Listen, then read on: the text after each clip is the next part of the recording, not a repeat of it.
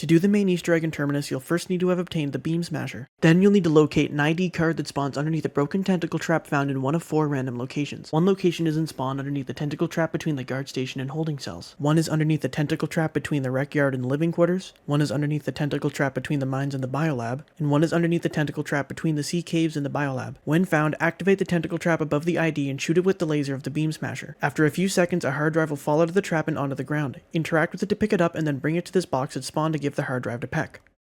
Then interact with this keypad on the chamber in the center of the biolab. Interacting with the keypad again will prompt for a 3-number combination. Each number of the combination can be found at the same location each game, though the numbers themselves vary each game. Alternatively, guessing the code works as well. The first number of the combination will be the closest number counterclockwise to the hour hand of this clock in the control center.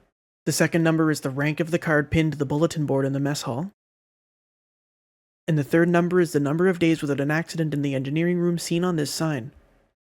Now enter all 3 numbers into the keypad. The chamber with the keypad has 4 relief valves. With the correct numbers input into the keypad, all players in the game must interact with a different relief valve at the same time. The number of relief valves that need to be interacted with is equal to the number of players in your game. When done, the doors to the biolab will close, locking the players inside. The chamber will open, releasing an amalgam named Nathan. Nathan functions the same as a normal amalgam except for the fact that he has much more health and is immune to the mesmerize ability of the Beamsmasher. You must kill Nathan to advance the main quest. When Nathan is killed, a cutscene will play. After the cutscene, jump into the water directly below Nathan's body where you'll find a keycard.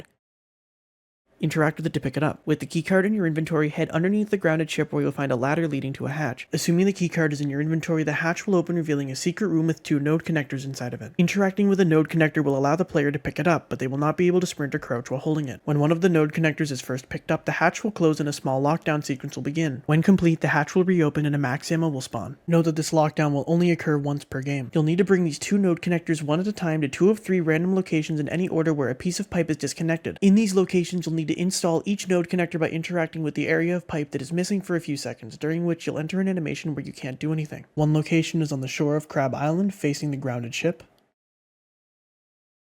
One location is directly underneath the sea tower.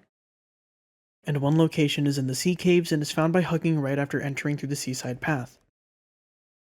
When both nodes are connected, go to Peck at spawn and he will give you a hacking device. Interact with it to pick it up. You'll now need to hack 3 red buoys around the map in any order. To hack a buoy, go up to it with the hacking device in your inventory and hold your interact button. After a few seconds, the hack will be complete. After the first buoy is successfully hacked, a 2-minute timer will start, and if all 3 buoys are not successfully hacked before the timer depletes, you'll have to restart the hacking process on all buoys. One buoy is located between Crab Island and the grounded ship. One buoy is located off the coast of Temple Island. And one buoy is located on the other side of the coast of Crab Island behind this little island. A short time after all buoys are hacked, a 5-minute countdown will begin during which 3 bombs in the biolab must be disarmed in any order. To disarm a bomb, hold your interact button while near one for about 10 seconds and this animation will play during which you can't do anything. If progress is made on defusing a bomb but the bomb is left unattended for an extended period of time, progress made on that bomb will decrease unless the bomb has successfully been defused already. One bomb is to the far left of Melee Macchiato. One bomb is to the far right of Melee Macchiato. And one bomb is directly above Melee Macchiato below the office.